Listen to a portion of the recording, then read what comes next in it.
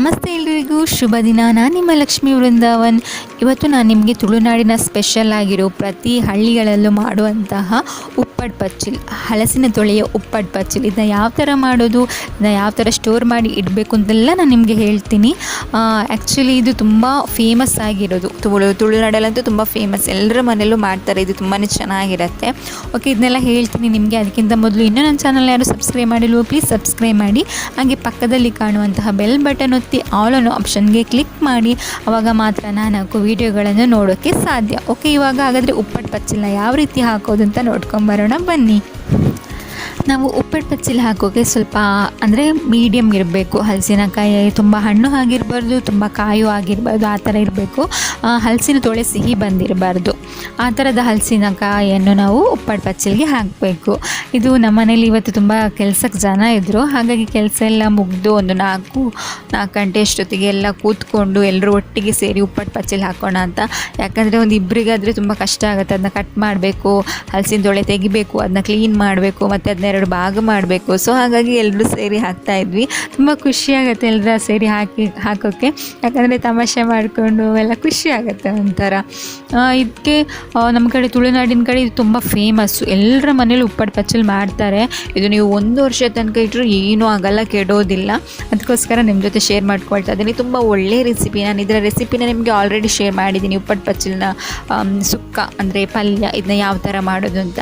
ನೀವು ಬೇಕಿದ್ರೆ ಕೆಳಗಡೆ ಲಿಂಕ್ ಕೊಟ್ಟಿರ್ತೀನಿ, ಡಿಸ್ಕ್ರಿಪ್ಷನ್ ಬಾಕ್ಸಲ್ಲಿ ನೋಡ್ಕೊಬಹುದು.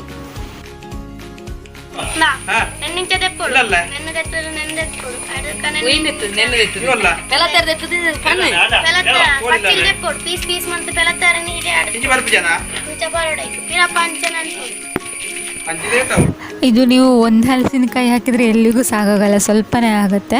ಒಂದು 3-4 ಹಲಸಿನಕಾಯಿ ಇದ್ದರೆ ಇದು 1 ವರ್ಷ ತನಕ ನಾವು ಯೂಸ್ ಮಾಡಬಹುದು. ಇದನ್ನ ಮೊದಲು ಹಲಸಿನಕಾಯಿಯಿಂದ ತೋಳೆನ ತೆಗಿಬೇಕು. ಒಂದು ಸಲ ಆ ಕೆಲಸನ ಮಾಡ್ಕೊಳ್ಬೇಕು. ಆಮೇಲೆ ತೋಳೆನ ಚೆನ್ನಾಗಿ ಕ್ಲೀನ್ ಮಾಡಬೇಕು. ಅಂದರೆ ಮೇಲ್ಗಡೆ ಅದರದ್ದು ಸಣ್ಣ ಸಣ್ಣ ಸಿಪ್ಪೆಗಳ ಇರುತ್ತಲ್ಲ, ಹಲಸಿನಕಾಯಿ ಮೇಲ್ಗಡೆ ನೋಡಿ ಈ ಥರ ಇರುತ್ತಲ್ಲ, ಅದನ್ನ ತೆಕ್ಕೊಳ್ಬೇಕು ಚೆನ್ನಾಗಿ. ಅದು ಇರಬಾರ್ದು. ಯಾಕಂದರೆ ನಾವು ಸಾಂಬಾರು ಮಾಡುವಾಗ ಅಂದರೆ ಪಲ್ಯ ಮಾಡುವಾಗ ಅದು ಸಿಗುತ್ತೆ. ಹಾಗಾಗಿ ಇದನ್ನೆಲ್ಲ ತೆಗೊಳ್ಬೇಕು. ಹಾಗೆ ಹಲಸಿನಕಾಯಿ ತೋಳೆನ ನಾವು 2 ಪೀಸ್ ಮಾಡಬೇಕು. ಹಲಸಿನ ಗಾಳನ್ನು ತೆಗೊಳ್ಬೇಕು. ಖಾಲಿ ಹಲಸಿನ ತೊಳೆ ಇರಬೇಕು, ಬೇರೆ ಏನೂ ಇರಬಾರ್ದು. ಅದನ್ನ 2 ಭಾಗ ಮಾಡಿಕೊಂಡ್ರೆ ಆಯಿತು. ಇದೇ ಥರ ನಾವು ಎಲ್ಲ ಹಲಸಿನಕಾಯಿಯ ತೊಳೆಯನ್ನು ಬಿಡಿಸಿ ಹಾಕಬೇಕು. ಹಾಗಾಗಿ ಸ್ವಲ್ಪ ಜನ ಬೇಕಾಗತ್ತೆ, ಇಲ್ಲಾಂದರೆ ಬೆನ್ನು ಸ್ಟಾರ್ಟ್ ಆಗುತ್ತೆ. ನೋಡಿ, ಇವಾಗ ಎಲ್ಲ ನಾವು ಹಲಸಿನಕಾಯಿ ತೊಳೆನ ಬಿಡಿಸಿ ಹಾಕ್ಕೊಂಡಿದ್ದೀವಿ. ಇವಾಗ ನಾವು ಇದನ್ನ ಯಾವ ಥರ ಸ್ಟೋರ್ ಮಾಡೋದು ಅಂತ. ಮೊದಲಿಗೆ ನಾವು ಇದಕ್ಕೆ ಒಂದು ದೊಡ್ಡ ಪಾತ್ರೆ ಅಂದರೆ ಒಂದು ಟಬ್ಬನ್ನು ತೆಗೊಂಡಿದ್ದೀನಿ. ಕೆಲವರು ಡೈರೆಕ್ಟಾಗಿ ನೀವು ಸ್ಟೋರ್ ಮಾಡುವಂತಹ ಬಾಟ್ಲಿಗೆ ಹಾಕಿಡ್ಬೋದು. ಬಟ್ ನಾವಿಲ್ಲಿ ಸ್ವಲ್ಪ ಜಾಸ್ತಿ ಹಲಸಿನಕಾಯಿ ಇರೋದ್ರಿಂದ ಈ ಥರ ಮಾಡಿದ್ದೀವಿ. ಒಂದು ಟಬ್ಬಿಗೆ ಫಸ್ಟಿಗೆ ಮೊದಲು ಹಲಸಿನ ತೊಳೆನ ಹಾಕ್ಕೊಳ್ಬೇಕು.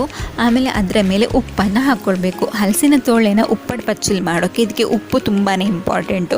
ಇಲ್ಲಾಂದರೆ ಹಲಸಿನ ತೊಳೆ ಹಾಳಾಗತ್ತೆ. ಹಾಗಾಗಿ ಉಪ್ಪು ತುಂಬಾ ಇಂಪಾರ್ಟೆಂಟ್. ಇದಕ್ಕೆ ಕಲ್ಲುಪ್ಪು. ನಾವಿಲ್ಲಿ ಒಂದು 3 ಹಲಸಿನಕಾಯಿ ತೊಳೆಗೆ ಒಂದು 2.5 ಪ್ಯಾಕೆಟ್ನಷ್ಟು ಕಲ್ಲುಪ್ಪನ್ನು ಯೂಸ್ ಮಾಡಿದ್ದೀವಿ. ಮೊದಲಿಗೆ ಉಪ್ಪು ಹಾಕ್ಕೊಳ್ಳೋದು, ಆಮೇಲೆ ತೊಳೆ ಹಾಕ್ಕೊಳ್ಳೋದು, ಹಲಸಿನ ತೊಳೆ ಹಾಕ್ಕೊಳ್ಳೋದು, ಆಮೇಲೆ ಮತ್ತೆ ಉಪ್ಪು ಹಾಕ್ಕೊಳ್ಳೋದು, ಮತ್ತೆ ಹಲಸಿನ ತೊಳೆ ಹಾಕ್ಕೊಳ್ಳೋದು. ಇದೇ ಥರ ಪ್ರೊಸೆಸ್ ಆಗಬೇಕು ಲಾಸ್ಟ್ವರೆಗೂ. ಆವಾಗ ಏನೂ ಆಗಲ್ಲ, ಹಲಸಿನ ತೊಳೆ ಕೆಡೋದಿಲ್ಲ. ನೀವು ಎಷ್ಟು ಸಮಯ ಆದರೂ ಏನೂ ಆಗೋದಿಲ್ಲ, ಗಟ್ಟಿಯಾಗೇ ಇರುತ್ತೆ. ಇಲ್ಲಾಂದರೆ ಕೆಲವರು ಉಪ್ಪೆಲ್ಲ ಕಡಿಮೆ ಹಾಕಿದರೆ ಇದೆಯಲ್ವಾ, ಹಲಸಿನ ತೊಳೆ ಬರ್ತಾ ಸ್ಮೂತ್ ಆಗುತ್ತೆ, ಅದರೊಳಗಡೆ ಹುಳ ಆಗುವ ಚಾನ್ಸಸ್ ಇರುತ್ತೆ. ಹಾಗಾಗಿ ಉಪ್ಪನ್ನು ನಾವು ಆದಷ್ಟು ಜಾಸ್ತಿನೇ ಹಾಕ್ಕೊಳ್ಬೇಕು. ಇದೇ ಥರ ಪ್ರೊಸೆಸ್ಸಲ್ಲಿ ಮಾಡಿದರೆ ಆಯಿತು. ನೋಡಿ, ಇದೇ ಥರ ಫಸ್ಟಿಗೆ ಹಲಸಿನ ತೊಳೆ ಹಾಕ್ಕೊಳ್ಳೋದು, ಆಮೇಲೆ ಉಪ್ಪು ಹಾಕ್ಕೊಳ್ಳೋದು, ಮತ್ತು ಪುನಃ ಹಲಸಿನ ತೊಳೆ ಹಾಕ್ಕೊಳ್ಳೋದು, ಉಪ್ಪು ಹಾಕ್ಕೊಳ್ಳೋದು. ನಾವು ಬಿರಿಯಾನಿಗೆ ಲೇಯರ್ ಯಾವ ಥರ ಮಾಡ್ತೀವಿ ನೋಡಿ, ಅದೇ ಥರ ಮಾಡಿಕೊಂಡ್ರೆ ಆಯಿತು. ಹಲಸಿನ ತೊಳೆ ಹಾಗೆ ಉಪ್ಪು ಹಾಕ್ಕೊಳ್ಳುವಾಗ ಅದನ್ನ ಸ್ವಲ್ಪ ಒತ್ತಿ ಹಾಕ್ಕೊಳ್ಬೇಕು. ಇವಾಗ ಎಲ್ಲ ಹಾಕ್ಕೊಂಡಾದ್ಮೇಲೆ ಮೇಲ್ಗಡೆಗೆ ಸ್ವಲ್ಪ ಉಪ್ಪನ್ನು ಹಾಕ್ಕೊಳ್ಬೇಕು ನಾವು. ಇದು ನಾಳೆ ಅಷ್ಟೊತ್ತಿಗೆ ಫುಲ್ ಕೆಳಗಡೆ ಹೋಗಿರುತ್ತೆ, ನೋಡಿ ಗೊತ್ತಾಗತ್ತೆ ನಿಮಗೆ. ನಾವು ಇದಕ್ಕೆ ಫುಲ್ ಉಪ್ಪೆಲ್ಲ ಹಾಕಾದ್ಮೇಲೆ ಒಂದು ಬಟ್ಟೆಯಿಂದ ಇದನ್ನ, ಒಂದು ತೆಳುವಾದ ಬಟ್ಟೆ ಅಥವಾ ದೊಡ್ಡ ಬಟ್ಟೆಯಿಂದ ಇದನ್ನ ನಾವು ಮುಚ್ಚಿಡಬೇಕು ಗಟ್ಟಿಯಾಗಿ. ಯಾಕಂದರೆ ಸೊಳ್ಳೆ ಎಲ್ಲ ಬರುತ್ತೆ ಅಥವಾ ಏನಾದರೂ ಹೋದರೂ ಕೂಡ ಇದು ಹಾಳಾಗತ್ತೆ. ಹಾಗಾಗಿ ಈ ಥರ ನೋಡಿ ಬಟ್ಟೆ ಒಂದನ್ನು ಹಾಕ್ಕೊಂಡು ಗಟ್ಟಿಯಾಗಿ ಮುಚ್ಚಿ ಇಡಬೇಕು. ನಾವು ಇದನ್ನ ಸ್ಟೋರ್ ಮಾಡೋದಾದ್ರೂ ಅಷ್ಟೇ, ಗಟ್ಟಿಯಾಗಿ ಬಾಟ್ಲಿನಲ್ಲಿ ಸ್ಟೋರ್ ಮಾಡೋದಾದ್ರೂ ಮುಚ್ಚಳ ಎಲ್ಲ ಮುಚ್ಚಿ ಕ್ಲೀನಾಗಿ ಇಡಬೇಕು. ಇಲ್ಲಾಂದರೆ ಉಪ್ಪಟ್ಟು ಪಚ್ಚಿಲ್ ಹಾಳಾಗುತ್ತೆ. ಹಾಗೆ ಮೇಲ್ಗಡೆ ಒಂದು ಪಾತ್ರೆನ ಇಟ್ಟು ಅದರ ಮೇಲೆ ಏನಾದರೂ ಭಾರವಾದ ವಸ್ತುನ ಇಡಬೇಕು. ಆವಾಗ ಸೊಳ್ಳೆ ಆಗಲಿ ಅಥವಾ ನೊಣ ಆಗಲಿ ಯಾವುದಾದ್ರೂ ಸಣ್ಣ ಕ್ರಿಮಿಕೀಟಗಳೆಲ್ಲ ಹೋಗಲ್ಲ. ಈ ಥರ ಇಟ್ಟರೆ ಆಯಿತು. ಇವಾಗ ಇದನ್ನ ಮುಚ್ಚಿ 1 ದಿನ ಹಾಗೆ ಬಿಡಬೇಕು ನಾವು. ಮಾರನೇ ದಿನ ನಾವು ಯಾವ ಟೈಮ್ಗೆ ಉಪ್ಪಟ್ಟು ಪಚ್ಚಲ್ ಹಾಕಿದ್ವೋ ಅದೇ ಟೈಮ್ಗೆ ಇದನ್ನ ಓಪನ್ ಮಾಡೋಣ. ಇವಾಗ ಓಪನ್ ಮಾಡೋ ಅಷ್ಟೊತ್ತಿಗೆ ನೀವು ಗೊತ್ತಾಗುತ್ತೆ ನಿಮಗೆ, ನಿನ್ನೆ ಅದರ ಮುಕ್ಕಾಲು ವಾಸಿ ಎಷ್ಟಿತ್ತು ಹಲಸಿನ ತೋಳೆ ಉಪ್ಪಟ್ಟು ಪಚ್ಚಲು, ಬಟ್ ಇವತ್ತು ಅದರ ಫುಲ್ ಅರ್ಧ ಆಗಿದೆ ಅಷ್ಟೇ. ಹಾಗಾಗಿ ನಾವು ಒಂದು ಹಲಸಿನ ಹಣ್ಣಿನ ಉಪ್ಪಟ್ಟು ಪಚ್ಚಲು ಹಾಕಿದರೆ ಅದು ಎಲ್ಲಿಗೂ ಸಾಕಾಗಲ್ಲ. ಒಂದು 2 ಸಲ ಪಲ್ಯ ಮಾಡೋಕ್ಕೆ ಸಾಕಷ್ಟೇ, ಪಲ್ಯ ಮಾಡೋಕ್ಕೆ ಅಥವಾ ಏನಾದರೂ ತಿಂಡಿ ಮಾಡೋಕ್ಕೆ ಸಾಕಾಗತ್ತೆ ಅಷ್ಟೇ. ಇವಾಗ ನೋಡಿ ನಿನ್ನೆ ಮುಕ್ಕಾಲು ವಾಸಿ ಇದ್ದಷ್ಟು ಇವತ್ತು ಕಾಲು ವಾಸಿ ಆಗಿದೆ ಅಷ್ಟೇ. ಇವಾಗ ಇದನ್ನ ನಾವು ಈ ಥರ ಒಂದು ಬಾಟ್ಲಿಗೆ ಹಾಕಿಡೋಣ. ಪ್ಲಾಸ್ಟಿಕ್ ಆಗುತ್ತೆ ಅಥವಾ ಯಾವುದಾದ್ರೂ ಒಳ್ಳೆ ಬಾಟ್ಲಿ ಇದ್ದರೆ ನೀವು ಹಾಕಿ ಇಡ್ಬೋದು. ಈ ಥರ ಹಾಕ್ಕೊಂಡ್ರೆ ಆಯಿತು. ಹಾಗೆ ಉಪ್ಪಟ್ಟು ಪಚ್ಚಲ ಆದಮೇಲೆ ನಾವು ಪದೇ ಪದೇ ಇದಕ್ಕೆ ಕೈ ಹಾಕ್ತಾ ಇರಬಾರ್ದು, ಹಾಳಾಗುತ್ತೆ. ನಾವು ಯಾವಾಗ ಪಲ್ಯ ಎಲ್ಲ ಮಾಡ್ತೀವೋ ಆವಾಗ ಇದನ್ನ ತೆಕ್ಕೊಂಡ್ರೆ ಆಯಿತು, ಇಲ್ಲಾಂದರೆ ಪದೇ ಪದೇ ಕೈ ಹಾಕಿದರೆ ಹಾಳಾಗತ್ತೆ. ಈ ಥರ ಒಂದು ಪ್ಲಾಸ್ಟಿಕ್ ಬಾಟ್ಲಿಗೆ ಹಾಕಿ ಗಟ್ಟಿಯಾಗಿ ಬಾಯಿ ಮುಚ್ಚಿ ಇಡಬೇಕು. ಇದನ್ನ ಒತ್ತಿ ಒತ್ತಿ ಹಾಕಬೇಕು. ನೋಡಿ ಈ ಥರ ಒತ್ತಿ ಒತ್ತಿ ಹಾಕಬೇಕು. ಇದೆಲ್ಲ ಹಾಕಾದ್ಮೇಲೆ ಕೆಲವರು ಕಲ್ಲಿಡ್ತಾರೆ. ಹಾಗೆ ನಮ್ಮನೇಲೂ ಅಷ್ಟೇ, ನಾವು ಇದ್ರ ಮೇಲೆ ಒಂದು ಕಲ್ಲಿಟ್ಟಿರ್ತೀವಿ ಬಾರಕ್ಕೆ ಅಂತ, ಅವಾಗ ಅದು ಒಳಗಡೆ ಒತ್ತಿದಾಗೆ ಆಗುತ್ತಲ್ಲ, ಹಾಗಾಗಿ. ಮತ್ತು ಕೆಲವರು ಈ ಥರ ಒತ್ತಿ ಬಿಡ್ತಾರೆ, ಕಲ್ಲೇನು ಇಡಬೇಕಾಗಿಲ್ಲ.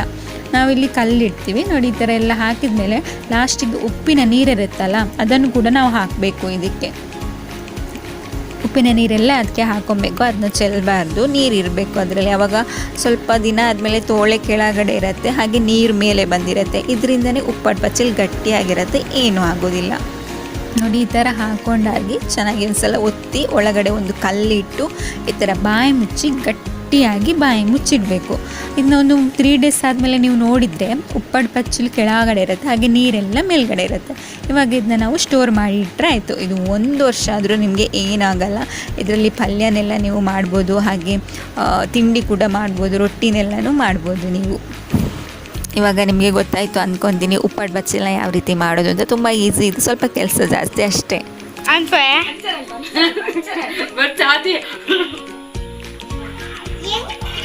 ಕೃಷ್ಣ ಇಲ್ಲಿ ಕೇಳ್ತಿದ್ದಾನೆ, ಬೆಲ್ಲಕಾಯಿ ಬೇಕು, ಬೆಲ್ಲಕಾಯಿ ಬೇಕು.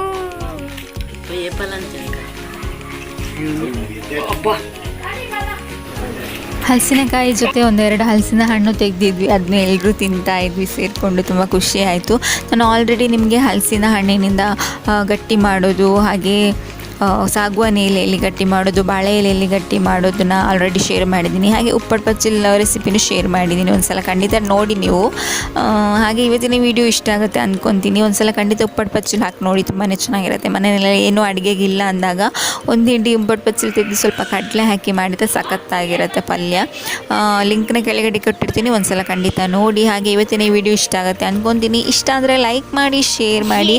ಹಾಗೆ ಇನ್ನೂ ನನ್ನ ಚಾನಲ್ನ ಸಬ್ಸ್ಕ್ರೈಬ್ ಮಾಡಿಲ್ಲ, ಪ್ಲೀಸ್ ಸಬ್ಸ್ಕ್ರೈಬ್ ಮಾಡಿ. ಹಾಗೆ ಆದಷ್ಟು ಜನ ವೀಡಿಯೋಸ್ನ ನೋಡಿ ಸಪೋರ್ಟ್ ಮಾಡಿ.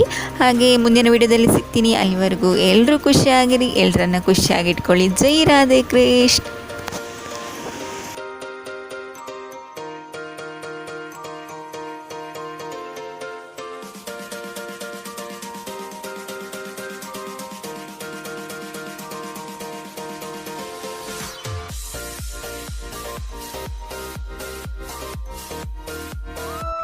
Krishna